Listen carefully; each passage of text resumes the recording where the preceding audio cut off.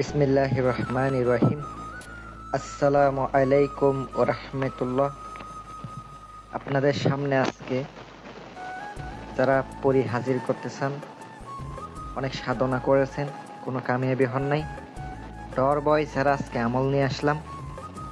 কোনো ডর নাই, কোনো ভয় নাই, কিচ্ছু নাই। একবারে আপনি নিঃসন্দেহে করতে পারেন, আপনার ক্ষতিও হবে না ইনশাল্লাহ।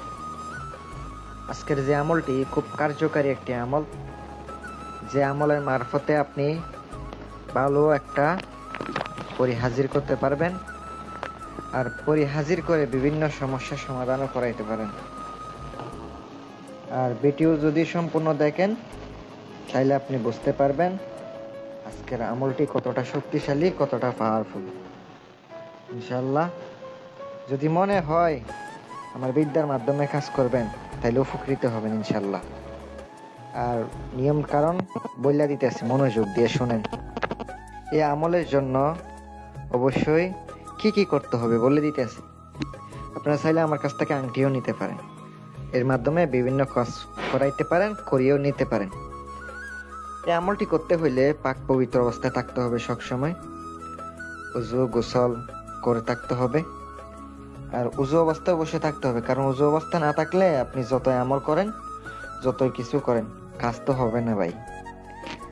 ভালোভাবে সুন্দরভাবে আপনি আমল করবেন, তাইলে আমলে কামিয়াবি হবেন ইনশাল্লাহ।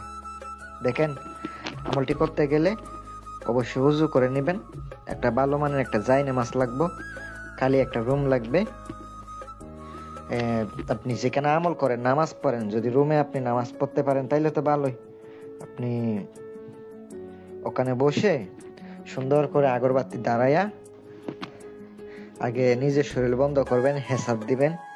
কারণ শরীর বন্ধ না করলে তো অনেক সময় ক্ষতি হইতে পারে, এটা তো বলা যায় না।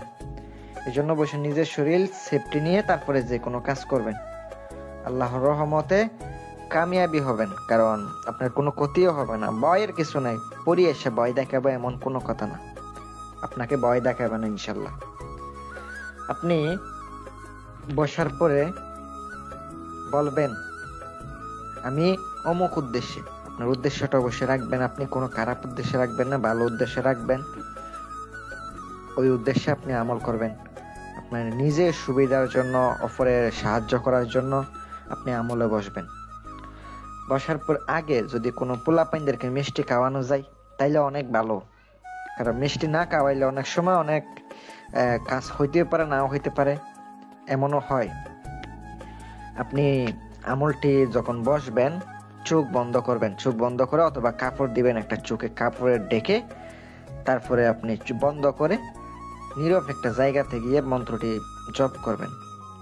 মন্ত্রটি আমি দিয়ে দিছি, মন্ত্রটি দ্বারা ইনশাল্লাহ কাজ করেন, উপকৃত হবেন। আর আপনারা চাইলে আমার কাছ থেকে আংটি নিতে পারেন, চাইলে আপনারা কাজও করিয়ে নিতে পারেন।